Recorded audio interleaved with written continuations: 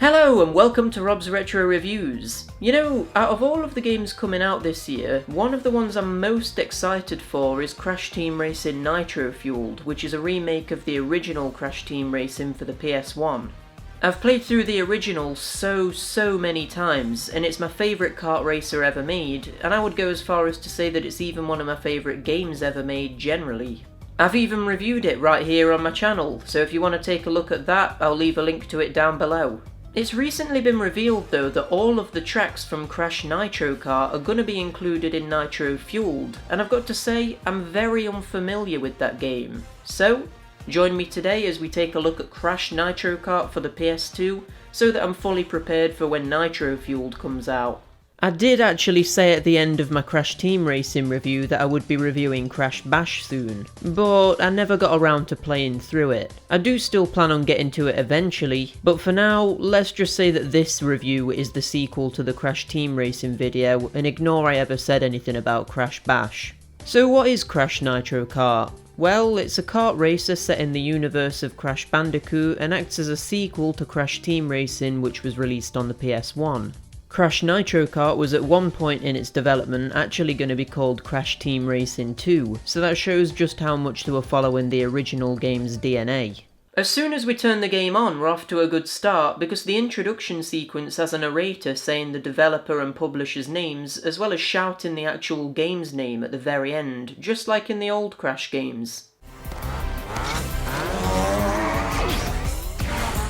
Universal Interactive presents a turbocharged extravaganza by Vicarious Visions! Brace yourself for Crash Nitro Kart! Oh yeah, that's right. Crash Nitro Kart is actually made by Vicarious Visions, the same people who made the Crash Bandicoot N. Sane trilogy, so that's pretty cool. Vicarious Visions also made all of the Crash Bandicoot GBA games, so they've actually got quite a bit of history with the series. The game's story is just as ridiculous as Crash Team Racing's. It involves Crash and all of his enemies and friends getting abducted by an alien race and taken to a planet owned by the evil Emperor Velo, who's heard about the skill as racers, which I assume was from Nitrous Oxide, who also happens to be there, and challenges them to take part in races across the galaxy to win their freedom. While I quite like Velo's character, and he came across as quite threatening and makes for a good main bad guy, I have to say I'm not a fan of what they've done to Oxide's character here. In CTR he was just as much of a threat as Velo and was the entire focus of that game's story, but here, he doesn't even say anything or have any impact on any of the events happening. Plus he's just unlocked from the start of the game and doesn't have his hovercraft or anything. He's just been nerfed substantially, and it feels a bit weird when you think back to how imposing he was in the first game. But anyway, this is the story of a kart racer. It doesn't need to be amazing or anything. It gives us a reason to race and sets up a bad guy, and really, that's all it needs to do, and it does it well. The adventure mode is the primary mode of the game and is how you unlock the vast majority of content and how you progress the story of the game. It's laid out literally exactly the same as Crash Team Racing's adventure mode, with you exploring a hub world to find tracks to race in, then after winning a number of standard races, you take part in a more difficult boss race, and then you can either move on to a new hub world or do the optional objectives, which are CNK challenges where you have to find the hidden C, N and K letters somewhere in the level, which are the same as the CTR challenges from Crash Team Racing. You can also do relic races, which have you get the best possible time on a track while breaking as many time crates as you can to stop the clock, which again, are exactly the same as the relic races from CTR. Or you could do the crystal bonus levels where you race around a battle arena to collect all of the crystals within a time limit, and you guessed it, yet again these are just copied from CTR. The way the game is structured is identical to CTR down to every last detail. How you unlock new characters is the same, the progression is the same, and all of the collectibles and ways you unlock them are exactly the same. I really feel like Crash Nitro Kart should have done something more original here to properly separate itself from the last game, but as it stands, it's literally just the same game but with new tracks. Well, I say new tracks. Another problem with the game is that a hell of a lot of the tracks here are straight up rip-offs of ones we've already played in Crash Team Racing. Like here, Deep Sea Driving is just Mystery Caves and Ruse Tubes combined, Assembly Lane is just a mixture of Tiny Arena and Engine Labs, Inferno Island is just Crash Cove, Tiny Temple is just Tiger Temple. I mean, with that one they've even copied the name, they've just changed Tiger to Tiny for God's sake. Clockwork Wumper is just Cortex Castle, and trust me, I could go on. Almost every track feels like a complete copycat of a track from CTR, or at the very least, an aspect of a track from CTR. I'm not just talking about theming here either, I'm talking literally taking track designs and just reusing them, but the themes are copied too, which just makes it even more apparent how much of a rip-off this is. Now, you might be saying more of Crash Team Racing should be a good thing, right? I love the original game, so more of the same should be fine. Well, it's not fine, because Crash Nitro Kart introduces a ton of issues besides it being a blatant rip-off of the original game. So the most major issue with the entire game is simply that it doesn't feel very good to play. The karts move way too slow and just don't pick up speed quick enough. The boosting mechanic from CTR makes a return here, but while it felt incredibly satisfying to pull off in that game, here in CNK it just feels clunky and like it's not really doing all too much. You just don't have the degree of control over your kart that you had in CTR, and that's extremely disappointing considering that was one of the very best things about the original. Crash Nitro Kart just feels weightless and like nothing has much of an impact, and this goes beyond just the controls. Things like using weapons, crashing into enemies, being hit by environmental obstacles, and even finishing races just feels really unsatisfying. When you finished a race in CTR, the screen would flash white and there would be an explosion sound and the victory music would play, and it just felt like everything clicked together in this way where even something as simple as crossing the finish line was rewarding. But in CNK they try to do the same thing, but there's no explosion noise, which then makes the white flash feel a bit out of place, and you just get this sense that something is just a little bit off. When your kart hits into another kart, there's not really any real sense of impact either. You kind of just jitter around each other's karts as if you're two ends of a magnet pushing each other away. And the issue with being hit by environmental hazards is that the hitboxes seem to be too big, so I was getting hit by things that I feel like I wasn't close enough to, which was really annoying.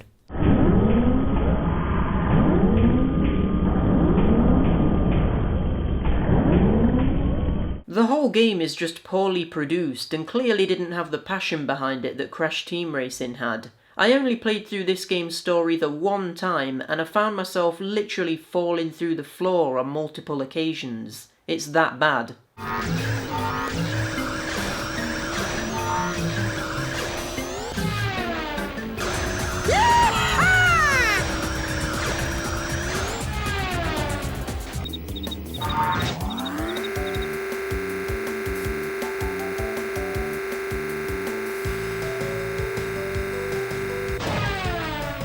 It's just the lack of attention to detail with certain aspects of the game too, which make it look and feel a bit cheap. Like how when you see the karts from the front, they don't even appear to be touching the floor properly, and how when you start a race, the camera doesn't flow smoothly into the position that you race in, but rather it just snaps into position in a really disjointed way. The thing is, these issues for the most part are only very small problems, but when they start to build up like this, it makes the whole game just feel a bit shoddily put together. All of the problems I had with CTR are still present here too, so it's not even like they tried to fix any potential problems with the original game. You still can't see character stats outside of the adventure mode, you still can't play battle mode on single player and it still doesn't unlock anything anyway, and the biggest issue with CTR returns too, which is the amount that you need to replay every single track to unlock everything. So in CTR you had to play through every track 9 times to unlock everything, or 10 times if you want to beat Oxide's time trials. That's kind of ridiculous and takes hours to do. But in Crash Nitro Kart they've made it even worse, by making it so you not only have to play through the adventure mode once, which to fully complete means playing through every track 4 times, but you need to do it twice, because you have to do it as Crash's team and Cortex's team in order to unlock Velo as a racer. So overall, you need to play every track of Crash Nitro Kart 10 times, or 11 if you want to beat Velo's time trials. So while it's not much worse, it's still worse, and it needed cutting down, not bulking up. I mean, they did make it so that arcade mode doesn't unlock anything, which would have taken 3 playthroughs off. But because they added in the second adventure mode, it adds 4 on. They were almost there. Speaking of the time trials, they're still really annoying to go through, just like they were in Crash Team Racing. Only, yet again, they made it even worse this time around.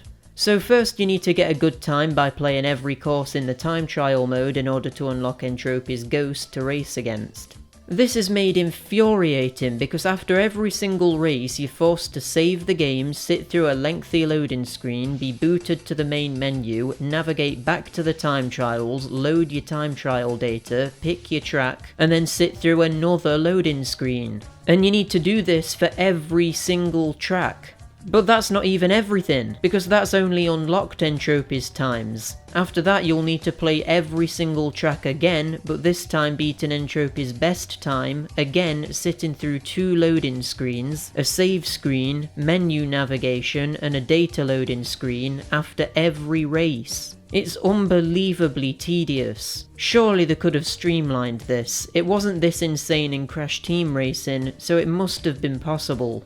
They could have at least made it so that if you beat Entropy's time on your first attempt, it just registers that you've beaten him. But no. Even if you got a perfect run on your first attempt, you'd need to play it again with Entropy's Ghost there. I mean, what's the point in that?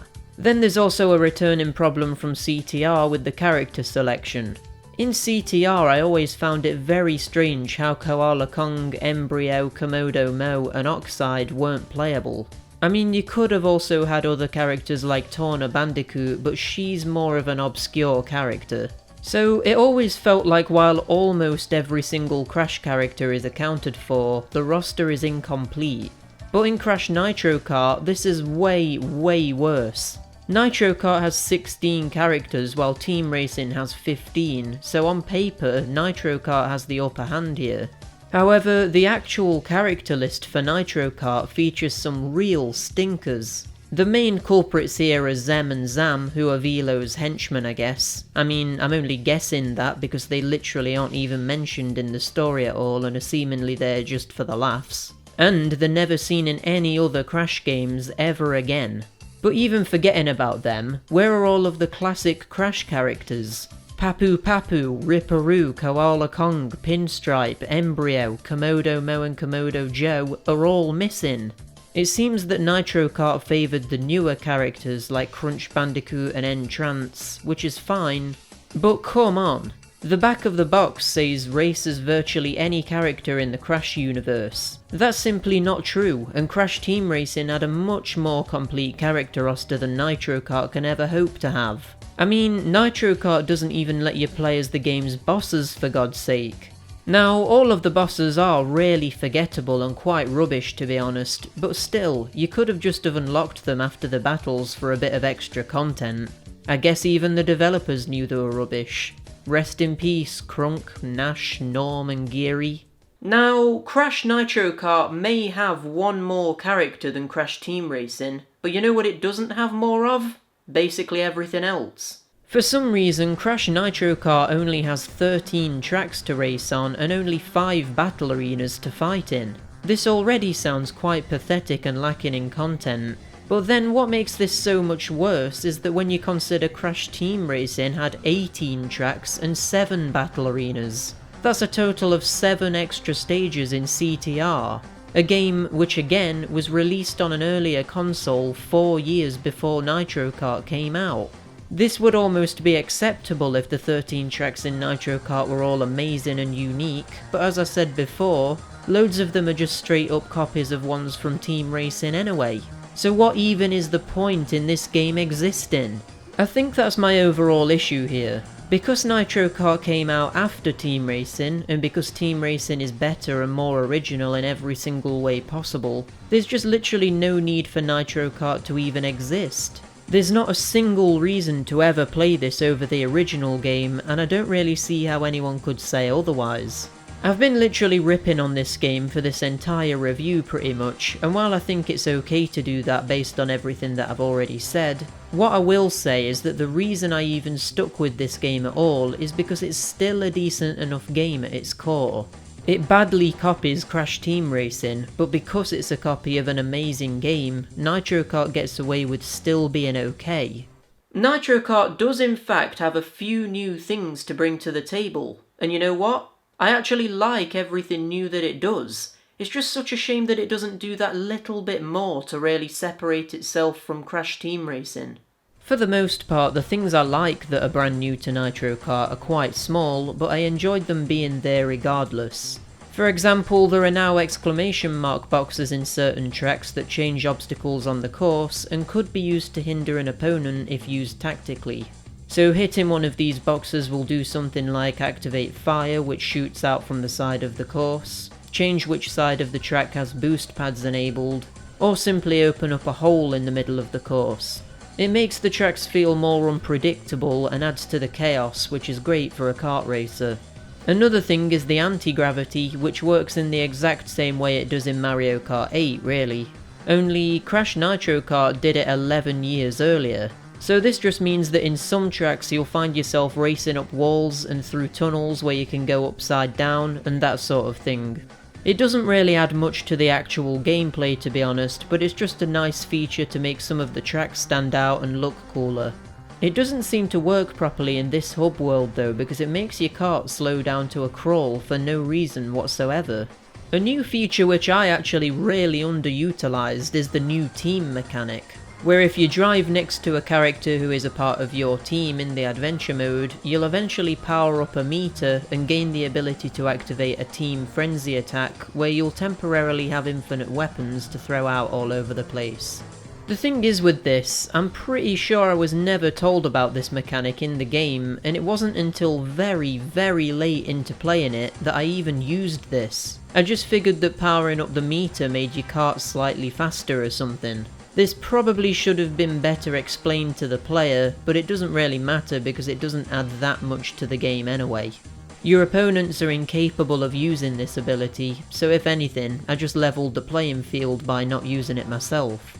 Speaking of the team mechanics, I actually think that Nitro Kart should have had a co-op adventure mode. Either just by adding a second player into the normal adventure, or by having a separate mode specifically designed for 2 players. This would have taken advantage of the team mechanics more, and also would have made sense with the story, given the fact that you put into teams anyway, and always have a team member present for the standard races. I really think that they missed a trick with this, and it would have made replaying the adventure mode a little bit more forgivable too. Isn't it weird how Crash Team Racing is called Team Racing and yet doesn't feature an aspect of working as a team, whereas Nitro Kart does have that aspect of teamwork and yet isn't called Team Racing? It's like the name should have been switched around. Would have made a lot more sense. I like how during the adventure mode you aren't locked into just playing as one character like you are in Team Racing. In Nitro Kart, because you pick a team rather than one character, you have the ability to swap members whenever you want. I wish this would have been taken a bit further though and allowed you to customise the stats of the characters. So if you wanted the best speed but wanted to play as Crash, you could do that, rather than being forced to play as Crunch because of his stats. I think an interesting idea might have been to have taken a sort of Tony Hawk's Pro Skater approach, and you could have unlocked points to upgrade your stats throughout the adventure mode, so there was more of an emphasis on customization.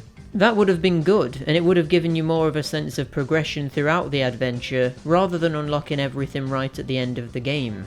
Which, to be fair, is also a problem with Crash Team Racing. You should unlock more things throughout the whole game, not just after hours and hours of playing when you pretty much have 100% completion. I also like the boost counter in Nitro Kart. It takes up quite a large part of the screen, which is slightly annoying, but it's satisfying to see how high you can get it, and plus, if you get it to 50 boosts, you'll earn a new character for both Team Bandicoot and Team Cortex, so it's worth getting good at chaining together the boosts. I wish you unlocked more characters by doing stuff like this, like little challenges to aim for during normal gameplay that gave you rewards. It's a shame they stopped at this one thing. There's also these boxes with X's on them, which will give you 3 of a certain weapon rather than just a single weapon. But the catch is that these particular boxes are harder to come by and often require you to go away from the main track a bit, so you'll lose a bit of time getting to them, but gain an advantage with better weapons. This is actually a really good idea because you won't want to lose your lead by getting one of these if you're in first place, but if you're struggling, the option is there to get a better weapon and maybe climb a bit higher on the ranking. So we've covered every mode in the game that has a substantial amount of content, but there is one more mode I want to talk about, and that's the battle mode. Just like in Crash Team Racing, I really feel like the battle mode should have been expanded. It should have had at the very least a single player mode, but I feel like they should have done even more than that and had battle cups which unlock characters or something. But as it stands, you can't even play this mode unless you have a second player. What is cool here is that there's an arena editor where you can add different objects into the battle arenas and sort of customise your experience a bit. Imagine how cool it would have been to have a proper create an arena mode though. You know, like in Tony Hawk's Pro Skater, how you could make your own levels by placing objects in a flat, empty area. That would have been really good. By the way, I don't know why I keep referencing the Tony Hawk games in this video, I must just be in the mood to play them or something. The battle mode is actually more expanded than it was in Team Racing, which is cool. Whereas in the original game there were only 3 main modes, one with lives, another where it's the first to a certain score, and the final one where you see how high you can get your score within a time limit. In Nitro Kart there's more variety than that. It has 2 of the same modes as previously mentioned, but on top of that it also has Crystal Grab, where you collect crystals just like in the bonus levels in the adventure mode, but now you can be attacked and drop your crystals and have an opponent steal them. Then there's Capture the Flag, which is exactly what you would assume it is. You've got to get your opponent's flag and bring it back to your base while also defending your own flag too. Then there's Steal the Bacon, where instead of having 2 flags in each team's base, there's just one central flag to fight over. It's a bit of a shame that there isn't a mode where you steal a central item and simply have to keep it for the longest time to win. I think that would have been a good fit here. But still, this is actually one area where Nitro Kart improves on Crash Team Racing. But I still feel like the battle mode is seen as just a side activity when it could have been fleshed out to be more than that.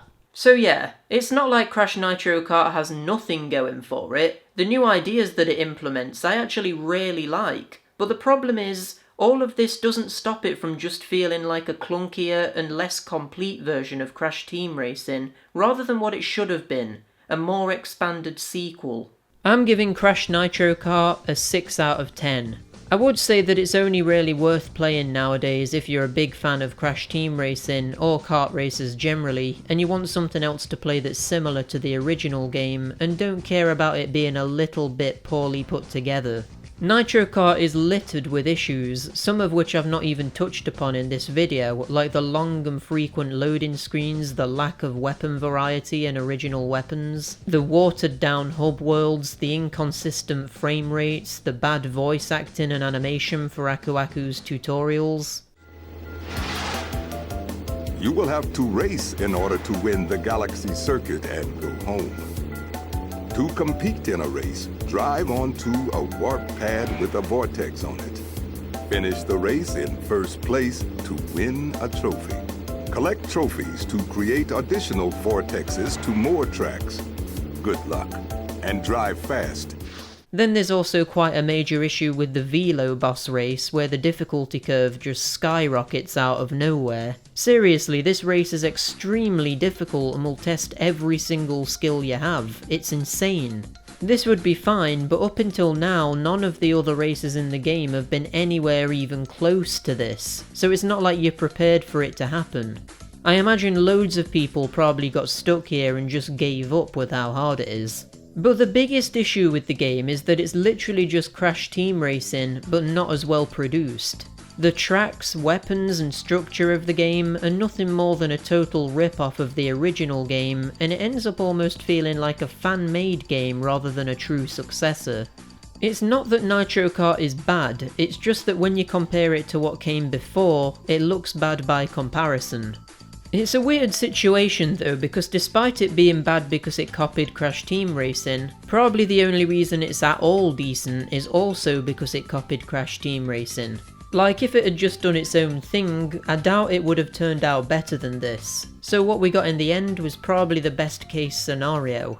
You know, despite me coming across as negative throughout this whole video, I do have to admit, I did actually enjoy my time with Nitro Kart, and I don't think that it's a bad game. It's just that I don't think you would enjoy the experience unless you're quite hardcore into the genre. It's just dated a lot more than Crash Team Racing has, in my opinion. I will say though that playing this game has made me even more excited for Crash Team Racing Nitro Fueled. Because imagine all of the Nitro Kart tracks if they were given a fresh coat of paint to separate them from the Team Racing tracks, and give them better controls and have it more consistent to the Crash Team Racing experience, and that's hopefully what we're actually getting. While I am on the fence as to whether Nitro Fueled will be better than Crash Team Racing, what I am confident in saying is that with Nitro Fueled we'll have the definitive version of Crash Nitro Kart, so at the very least, there's that.